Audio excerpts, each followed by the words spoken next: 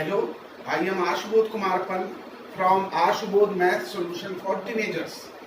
ये ground water के part 1 में मैंने आपको वेटलैंड्स की रोल्स बताया था। ग्राउंड वाटर में किस तरह ग्राउंड वाटर हमारा डिप्लीट हो रहा है, कि किस तरह हम मैकेनिकल स्ट्रक्चर्स का यूज कर सकते हैं, किस तरह हम अपने जो संपदा है हमारी नेचुरल रिसोर्सेज है उसको कर सकते हैं। इस पार्ट में मैं आपको बताऊंगा वेटलैंड्स का जो बहुत महत्वपूर्ण पार्ट है वो नदी, river system and ground water.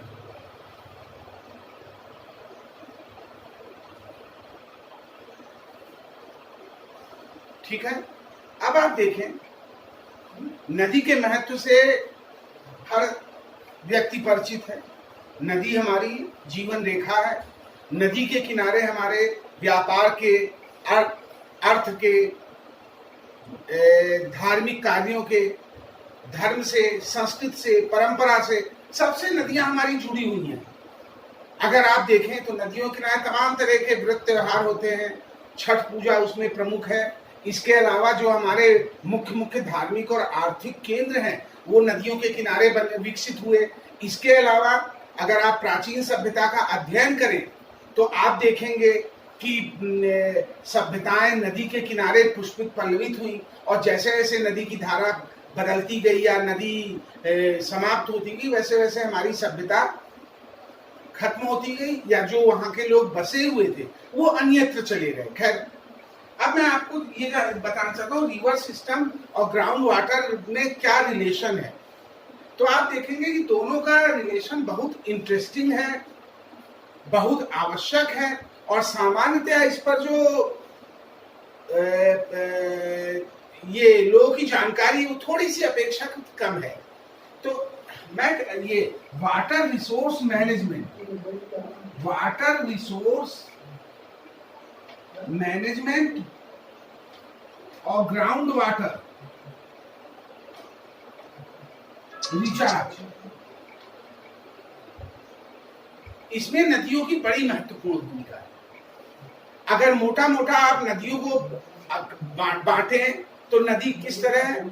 एक नदी तो हुई पेरिनियल या जो वर्ष भर बहती है, जो हिमालय से निकलती हैं और उनके ग्लेशियरों से निकलती हैं और साल भर बहती हैं, उनमें साल भर पानी रहता है। दूसरी नदियां हमारी है रेनफेड, जो वर्षा, मानसून की वर्षा और वर्षा पर निर्भर रहती है, और सामान्यतया जैसे जैसे मानसून वर्षा का समय अधिक बीतता जाता है वैसे वैसे उनमें पानी कम होता जाता है, समाप्त हो जाता है। तो जब हम इसकी बात कर रहे हैं नदी की, रिवर सिस्टम की, तो रिवर सिस्टम में जो पानी आता है वो होता क्या है? नदी का जो पानी है वो एक्वीफर्स को रिचार्ज करता है, नंबर 1। नंबर 2, वाटर टेबल ऊंचा करता है, वाटर टेबल रेज करता है। नंबर 3, उसका 1/3 पार्ट, मोटा मोटा एग्जैक्ट नहीं, मोटा मोटा पार्ट 1/3 पार्ट इवापोरेशन या वाष्पन हो जाता है और चला जाता है। करीब करीब ये जो 1/3 भाग है वो इवापोरेट हो जाता है, और चौथा क्या है, लगभग राउंड अबाउट 40 to 50% वाटर की क्वांटिटी स्ट्रीम के रूप में फ्लो करती है। ठीक है, तो इस तरह मोटा मोटा 3 रोल हुआ। एक्वीफर्स को रिचार्ज कर, एक्वीफर्स को फीड करके वाटर टेबल को रिचार्ज करती है, नंबर 1। नंबर 2, उसका कुछ भाग इवापोरेट हो जाता है। नंबर 3, लगभग 30 से 40% पार्ट जल का स्ट्रीम के रूप में फ्लो करता है। इसके बाद जब आप आगे आते हो तो अगर कभी नदियों में डैम बन गया तो क्या होता है? उससे एक्वीफर्स फीड प्रभावित होता है, उससे सरफेस फ्लो प्रभावित होता है, और अगर नदियों का मुक्त प्रवाह है तो उसका रोल एक अलग हो गया। अब मैं बहुत संक्षेप में आपको बताना चाहूंगा कि जो हमारी रिवर्स हैं, हमने कहा उनका ग्राउंड वाटर रिचार्ज करने में, एक्वीफर्स फीड करने में बहुत बड़ा रोल है। तो ये किन किन पर निर्भर करता है, किन किन फैक्टर्स पर डिपेंड करता है? फैक्टर्स, तो जो रिवर है उसमें कौन कौन फैक्टर्स ऐसे हैं जिनसे हमारे ग्राउंड वाटर रिचार्ज होने में, वाटर रिसोर्सेज मैनेजमेंट में। नंबर 1, क्वांटिटी एंड ड्यूरेशन, मतलब नदी में पानी की मात्रा क्या है और नदी में कितनी अवधि तक पूरे साल भर पानी रहता है, कि वो क्या नाम होता है, monsoon fed, rain fed river है और एक समय बाद उसमें पानी की मात्रा कम होता है या बहुत कम हो जाती है। दूसरा, quality and quantity of sediments. Sediments जिसे सामान्य बोलचाल में नदी का तलछट कहते हैं, तो इसकी क्वालिटी और क्वांटिटी पर निर्भर करता है हमारा पर्कोलेशन और किस तरह ग्राउंड वाटर वो इफेक्ट करेगा। अगर सेडिमेंट्स का वॉल्यूम, क्वांटिटी बहुत अधिक हो जाती है तो क्या होता है, जिसे हम कहते हैं नदी का तल उथला हो गया, पानी फिर अपनी स्ट्रीम से बहकर बाहर तटों को तोड़कर बाहर आ जाता है, जिससे एक बाढ़ की स्थिति उत्पन्न होती है। दूसरा, किनारों पर नदी के तट के इरोजन होता है और जब पानी बाहर चला जाता है तो बट नेचुरल है कि रिचार्ज इफेक्ट होता है, ground water recharge. Number 3, river का कैचमेंट एरिया कैसा है। नदी का कैचमेंट एरिया में अगर वेजिटेटिव कवर पर्याप्त है, फॉरेस्ट के रूप में है, एग्रो फॉरेस्ट्री एरिया के रूप में है, तो जो नदी का है उसमें सेडिमेंट्स कम जमा होगा, नंबर 1। और उसके कैचमेंट, नदी के कैचमेंट और नदी में जो फ्लो है उससे ग्राउंड वाटर रिचार्ज बढ़ेगा। तो इस तरह quantity and duration of water in river, number 1। Number 2, quality and quantity of sediments, और नंबर 3, कैचमेंट एरिया कैसा है। तो ये आपका हो गया कि आपका जो वाटर टेबल या वाटर रिसोर्स मैनेजमेंट और ग्राउंड वाटर रिचार्ज। अब इसके आगे मैं आपको कुछ अच्छी बातें बता दूं। नदी के किनारों पर स्थित शहरों, गांवों, एरियाज में एक तो उसको हरा भरा करने के लिए, नदी का प्रवाह अविरल और निर्मल बनाने के लिए, नदी को प्रदूषण मुक्त करने के लिए तमाम उपाय किए जा रहे हैं। इसमें गैर सरकारी संगठन लगे हुए हैं, सरकारी एजेंसियां लगी हुई हैं, नदी के प्रति समर्पित व्यक्ति लगे हुए हैं, नदी के प्रति समर्पित संस्थाएं लगी हुई हैं, पर्यावरण प्रेमी लगे हुए हैं। सरकार की ओर से जो दो मुख्य काम हो रहे हैं, एक तो नमामि गंगे परियोजना,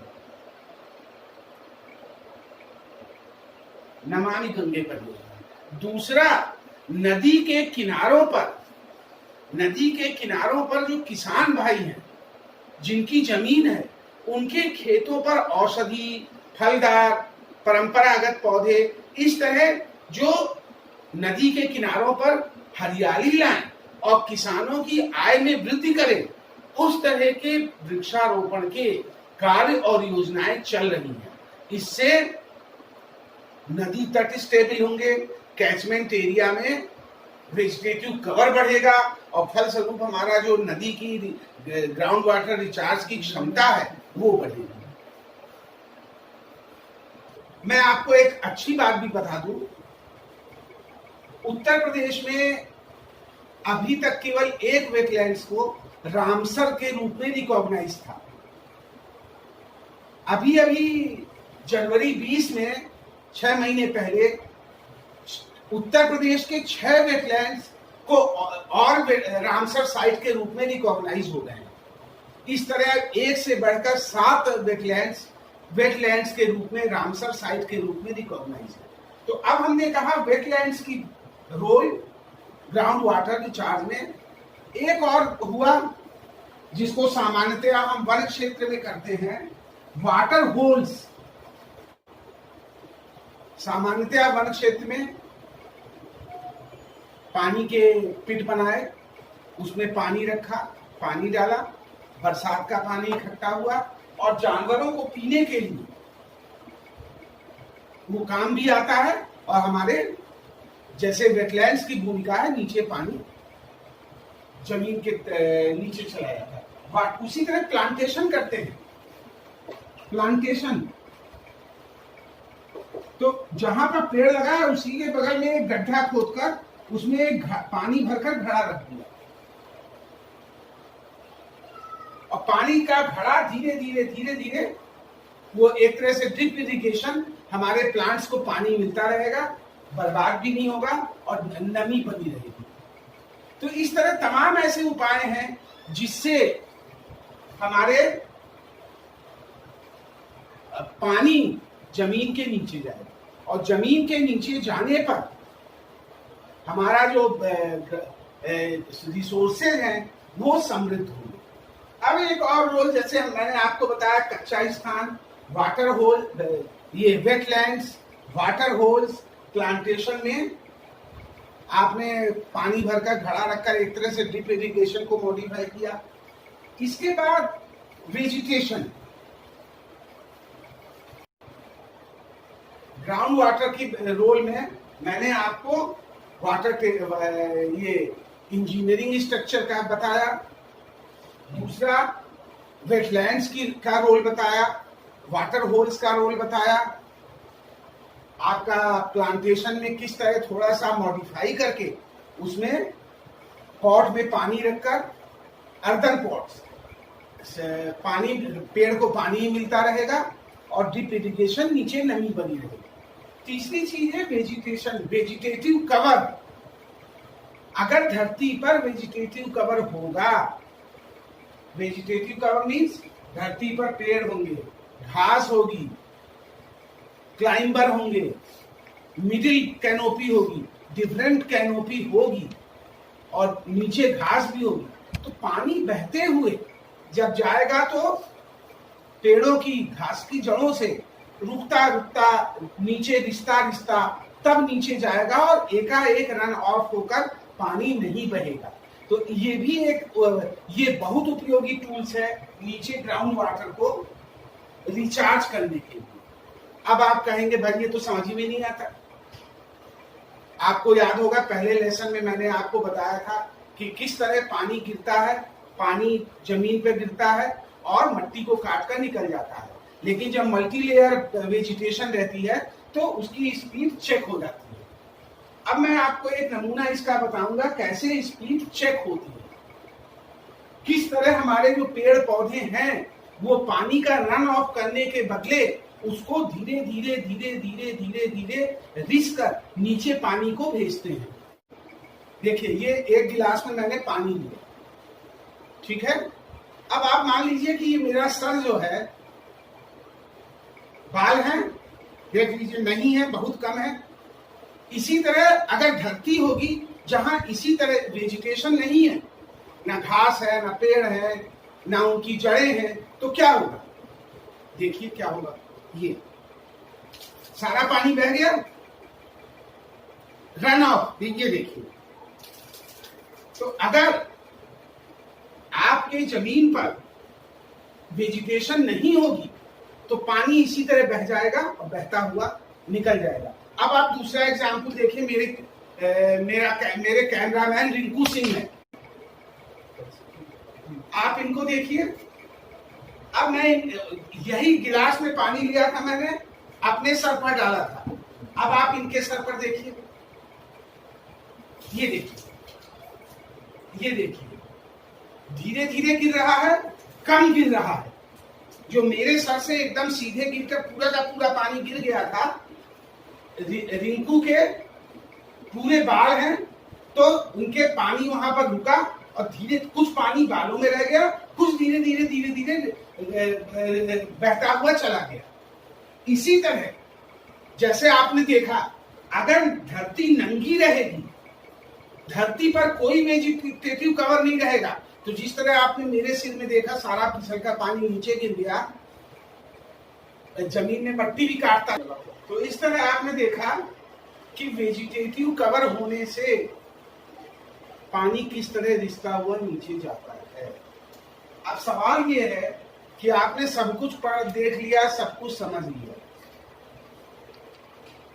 समस्या का हल करने में हमारा क्या योगदान है, आपका क्या योगदान है, फिर मैं इस पर आपको फिर एक बार संक्षेप में कहता हूं। आपने समस्या समझ ली, समस्या का प्रॉब्लम क्या है ये समझ ली, प्रॉब्लम का सॉल्यूशन क्या है ये भी समझ लिया। मैं फिर से एक बार बहुत संक्षेप में आपको बता देता हूं। नंबर 1,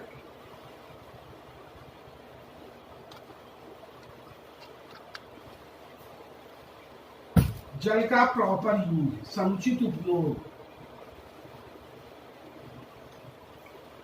जल को बर्बाद ना होने दें, अननेसेसरी खर्च ना करें, उसका जो समुचित उपयोग हो सकता है उसे करें। बाकी मैं नहीं बताऊंगा किस तरह आप जल अपनी आवश्यकता पूरी करते हुए जल के व्यय में कमी कर सकते हैं। ये अलग अलग सबका अपना अपना मॉडल है, अपनी अपने परसेप्शन है, अपने अपने कंसेप्ट हैं कि किस तरह आप जल को बर्बाद होने से बचा सकते हैं। दूसरा ये है कि जो सबसे जरूरी है कि किस तरह आप जल को अधिक से अधिक धरती के नीचे भेजेंगे। इंजीनियरिंग स्ट्रक्चर बनाकर, सबसे सरल आपके घर में रूफ वाटर हार्वेस्टिंग करके, घर के बाहर फुटपाथ पर, घर के अंदर लॉन में, आंगन में कच्ची जमीन माने मट्टी की जमीन जरूर छोड़ेंगे जिससे पानी नीचे जाए। तीसरी चीज, वेटलैंड्स की सुरक्षा।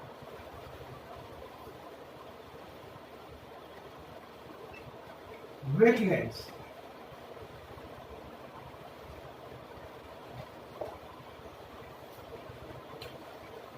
देखिए, हमारे थोड़े प्रयास से वेटलैंड सुरक्षित रह सकते हैं। वेटलैंड्स में पानी की मात्रा बढ़ सकती है, वेटलैंड्स का भू परिवर्तन रुक सकता है और इसमें जल की मात्रा और गुणवत्ता बनी रह सकती है। आपने योगदान दिया वेटलैंड्स के संरक्षण में, आपने दिया वेटलैंड्स को बचाए और बनाए रखने में, उसका रिजल्ट क्या मिला? भूगर्भ जल स्तर बढ़ा, स्थानीय लोगों को रोजगार मिला, जैव विविधता बढ़ी, पानी में रहने वाले विभिन्न जीव जंतुओं को आश्रय मिला, भोजन मिला। चौथी चीज जो फिर आती है, इस धरती को, अपनी धरती को हरा भरा बनाएंगे। पूरा पहले मैंने आपको बताया था किस तरह ऑक्सीजन देता है, किस तरह मट्टी कटाव रोकता है। इस को खत्म करने के साथ मैं ये कहना चाहता हूं कि इन जो प्रदूषण जनित समस्याएं हैं, वो उनका सारा जो मूल है वो अपने नेचुरल रिसोर्सेस को संरक्षण करने में पर्याप्त जागरूकता नहीं है। ये नदियों, अब नदी है, वेटलैंड्स है, हम अधिकारों की बात करते हैं, न केवल निर्जीव सजीव की बल्कि निर्जीव की। नदियों का अधिकार क्या है? नदियों का अधिकार है निर्मल अविरल बहते रहना, प्रदूषण रहित, उनमें जैव विविधता, उनके जो वनस्पतियां हैं, उनके में आश्रय लेने वाले जीव जंतु हैं, उनका प्रॉपर रख रखाव, उनको समुचित देखभाल। तो इस तरह नदियों का अधिकार, वृक्षों का अधिकार, पानी का अधिकार, वन्य प्राणियों का अधिकार, हर तरह से जो हमारे जीव जंतु हैं, प्राकृतिक संसाधन हैं, जिस तरह हम इस मट्टी की संतान हैं, उसी तरह हमारे पेड़ पौधे भी इसी मिट्टी की संतान है, हमारा जल, हमारे जीव जंतु इसी मिट्टी की संतान है, इसी धरती की संतान है। तो आइए, मेरा फिर अनुरोध है कि इन सभी प्राकृतिक संसाधनों को सुरक्षित रखिए, बढ़ाइए, और किसके लिए? किसी दूसरे के लिए नहीं, अपने लिए और अपनी भावी पीढ़ी के लिए, जिससे हमारी भावी पीढ़ी ये न कहे कि हमारे पुरखों में दूरदृष्टि का अभाव था और उन्होंने इन प्राकृतिक संसाधनों के ट्रस्टी होने की जगह अब मालिक के रूप में व्यवहार किया और अपने स्वार्थ के लिए उसका दोहन कर लिया। तो फिर वही जो मैंने पहले कहा था कि अपनी उपभोग सीमित रखें, जितना प्रकृति को दें, जितना प्रकृति से लें, उससे अधिक प्रकृति को दें। सारी समस्याओं का हल क्या है? जितना आप प्राकृतिक संसाधनों का प्रयोग करें, उससे अधिक आप प्रकृति को दें। और जिस दिन आपने इसको कार्य रूप में परिणत कर लिया, सिद्धांत रूप में मान लिया, उसमें जो आपकी पर्यावरणीय समस्याएं हैं उसका हल देखते देखते हो जाएगा। मैं आशा करता हूं कि इस दिशा में हम सब मिलकर काम करेंगे, जिससे हम सब सफल हों। धन्यवाद।